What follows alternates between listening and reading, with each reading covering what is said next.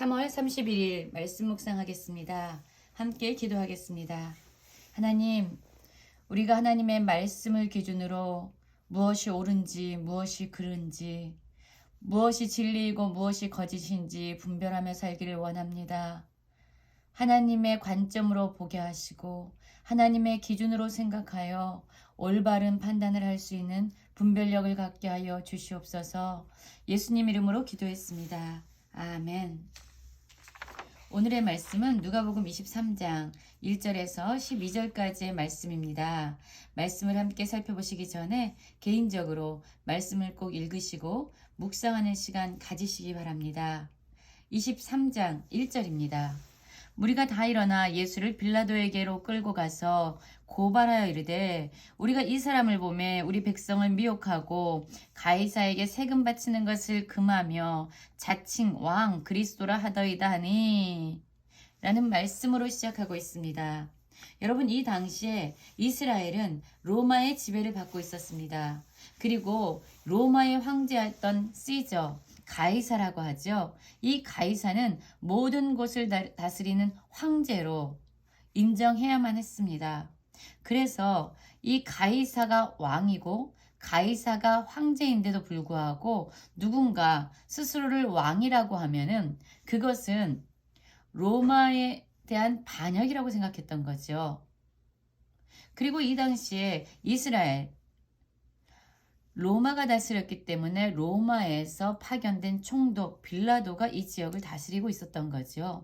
그리고 지역마다 그 지역을 다스리는 분봉왕을 세웠던 겁니다.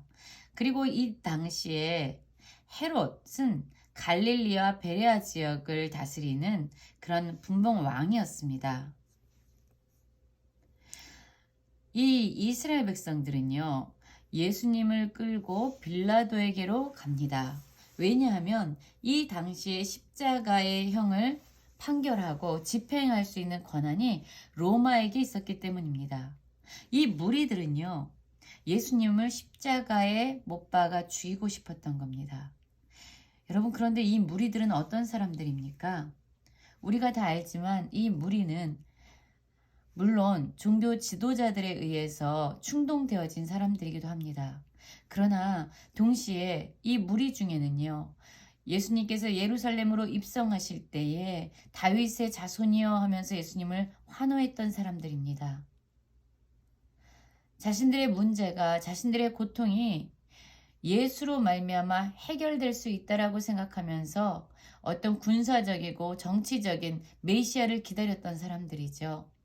예수님을 단지 자신들의 문제를 해결하고 고통을 제거하는 그런 수단으로 바라봤던 겁니다. 그런데 예수님이 무력하게 체포되어서 오는 겁니다. 그러자 이 무리들은요, 마음이 변하지요. 예수님을 환호했던 무리들은 이제 예수님을 끌고 빌라도 앞에 가서 십자가에 못 박으라는 그런 외침을 하는 무리로 변질되어집니다. 무리가 일어났습니다. 예수님을 빌라도에게 끌고 갔습니다. 그리고 고발하는 거죠. 이 사람을 보매 우리 백성을 미혹하고 가이사에게 세금 바치는 것을 금하며 자칭 왕 그리스도라 하더이다 라고 말함으로 말미암아 로마에서 총독으로 파견된 빌라도의 마음을 사서 예수님을 십자가에 못 박기 위한 이들의 전략이었습니다. 음모였습니다. 그러자 빌라도가 이제 예수님께 묻습니다. 내가 유대인의 왕이냐? 라고 묻습니다. 그러자 예수님께서는 내 말이 옳도다 라고 말씀합니다. 여러분, 예수님은 지금 죽을지도 모르는, 아니 죽음을 앞에 두고 계셨습니다. 대부분의 사람들이라면 그 죽음의 고통을 회피하기 위해서 거짓말을 하거나 침묵을 지켰을 것입니다. 그러나 예수님은 그 죽음의 두려움 앞에서조차 진리를 선포하시는, 담대하게 자신을 드러내시는 분이셨습니다. 그런데 빌라도가 아무리 봐도 예수님이 죽일 만한 죄를 가지고 있지 않다라고 생각했던 겁니다. 그래서 빌라도는 이야기합니다. 대제사장들과 무리에게 이르되 내가 보니 이 사람에겐 죄가 없다라고 이야기합니다. 그러자 이 무리들은 빌라도가 자신들의 원함을 이루어주지 않자 더욱 강하게 말하기 시작합니다. 그가 온 유대에서 가르치고 갈릴리에서부터 시작하여 여기까지 와서 백성을 소동하게 한다라고 얘기하죠. 사실 이 당시에 로마에서 파견된 총독의 중요한 임무 중에 하나는요, 밀란 없이 소동 없이 그 지역을 잘 다스리는 것이었고, 또한 세금을 잘 걷어들여야 하는 것이 이 총독으로 부임한 사람의 책임이었습니다. 이 지금 무리들은요, 이스라엘 백성 무리들은요, 빌라도를 계속적으로 책동하는 겁니다. 예수가 왕이라 그랬다. 그래서 진정한 황제이고 왕인 시저를 반역했다. 그리고 그가 소동하면서 사람들을 미혹했다. 그러면서 빌라도에게 계속 두려움으로 주장하고 있는 것입니다. 예수를 계속 살려두면 너의 정치적인 입지가 곤란해질 것이다 라고 이야기하면서 지속적으로 빌라도로 하여금 예수를 죽이려고 하는 그들의 목적을 이루어 가고 있는 것입니다. 그러자 이제 빌라도는 예수님을 죽이고 싶지도 않고 그 책임을 짓고 싶지 않았습니다. 그래서 물어보지요.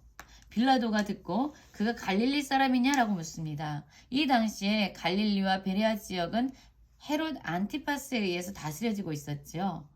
그래서 확인합니다. 헤롯의 관할에 속한 줄을 알고 그를 헤롯에게 보냅니다. 이 당시는 이스라엘의 중요한 절기였기 때문에 많은 사람들이 지금 예루살렘에 모여 있었죠.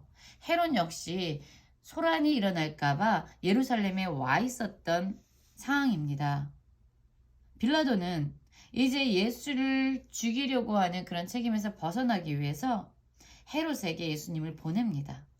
그런데 헤롯은요, 예수님을 보고 되게 기뻐했다라고 얘기합니다. 예수님이 어떤 분인지 알기 때문에 기뻐한 것이 아니에요. 예수님이 진정 어떠한 분인지 알기 위해서 그는 예수님을 맞이한 것이 아닙니다. 헤롯은요, 소문을 들었습니다. 그래서 예수님이 많은 이적을 행한다는 것을 들었어요. 예수님이 행하는 그 표적과 이적을 보고 싶었던 겁니다. 그런데 예수님이요, 자신의 원함처럼 자신이 아무리 물어보고 자신의 원함을 기대해도 예수님이 대답하지 아니하고 행하지 않으시는 거예요. 그리고 옆에 있었던 이 종교 지도자들인 대제사장들과 서기관들은 더 힘써서 예수님을 고발하죠. 그러니까 헤롯은 자신의 원함도 이루어지지 않고 대제사장들과 서기관은 더 예수에 대해서 고발하니까 군인들과 함께 예수를 업신여기고 희롱하고 빛난 옷을 입히는 그런 조롱을 하면서 빌라도에게로 도로 보내게 됩니다. 헤롯과 빌라도는 사실 친한 사이가 아니라 원수였는데 예수님을 죽이려고 하는 이들의 이스라엘 백성의 그런 전략과 음모 속에서 그들은 하나 친구가 되었다라고 이야기합니다. 여러분, 예수님은요, 오늘 이러한 종교 지도자들뿐만 아니라 정치적인 지도자들, 세상의 리더들 앞에서 조롱을 당하시고 희롱을 당하시고 업신여김을 당하고 계십니다. 저는 오늘 이 말씀을 묵상하면서요, 여러분 다 아시는지 모르겠지만 2차 세계대전 때 나치, 유대인 집단 학살 정책의 가담자고 또한 나치의 고위 관리였던 아돌프 아이히만에 대해서 좀 생각을 하게 됐습니다. 사실 이 사람은요, 유대인들을 집단 학살하는 데 있어서 앞장섰던 사람이에요.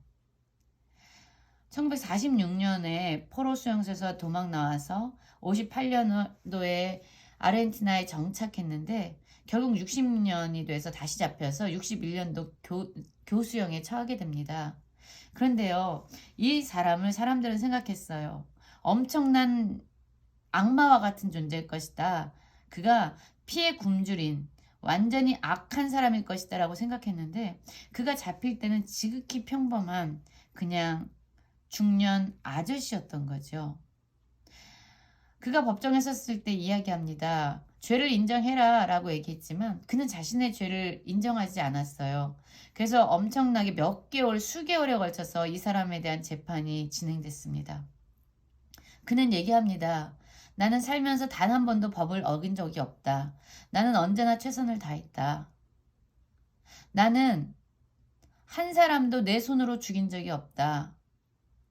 나는 그저 시키는 대로 했을 뿐이다. 나는 죽이라는 명령도 하지 않았다. 그건 내 권한이 아니었다. 나는 그냥 내가 맡겨진 일, 나한테 맡겨진 일을 최선을 다해서 했을 뿐이다. 라고 이야기합니다. 어마어마하게 많은 유대인들을 죽였어요. 그런데 그는 나는 그저 시키는 대로 했을 뿐이고 나는 죄를 짓지 않았다라고 자신의 죄를 인정하지 않지요. 한나 아렌트라는 철학자가 글을 보면서 이야기합니다. 그는 단지 생각할 능력이 없었다. 단 한 사람의 처지에 대해서 생각할 능력이 없었고 생각할 능력이 없었기 때문에 그는 도덕적인 판단을 하지 못했다. 라고 이야기를 하게 됩니다. 여러분, 그냥 상황에 밀려가서 누군가 이런 일을 시켰기 때문에 나는 어쩔 수 없었어 라고 아무리 우리가 이야기한다고 할지라도 여러분, 우리는 어떤 일을 판단하고 결정 내리는 데 있어서 우리는 책임이 있습니다. 왜냐하면 우리는 인격적인 존재이기 때문이에요. 우리가 가지고 있는 생각과 감정과 의지로 판단하고 결정할 수 있는 하나의 인격적인 존재이기 때문입니다. 그래서 우리가 무엇을 하든 그것이 어떤 상황에 몰려서 어쩔 수 없는 선택이었든 누가 시키든 우리는 매 순간 진리가 무엇인지 하나님의 원하시는 것이 무엇인지 날마다 판단하면서 하나님의 뜻에 서야 합니다. 그렇지 않을 때 우리의 삶은 반드시 책임을 묻게 되죠. 여러분, 지금 빌라도는요, 예수님을 심판해야 하는 이런 자리에 있었습니다. 물론 빌라도는 할 말이 많을 거예요. 유대 종교 지도자들이 나한테 이렇게 시켰다. 상황이 어쩔 수 없었다. 환경이 어쩔 수 없었다. 사람들의 외침이 너무 컸다. 소요를 일으키지 않으려면 나의 선택은 어쩔 수 없었다라고 이야기할 수 있습니다. 그러나 하나님께서는 우리에게 생각할 수 있는 힘을 주셨고 또한 우리는 어떠한 상황에 있든지 진리를 분별하고 진리를 선택해야 합니다.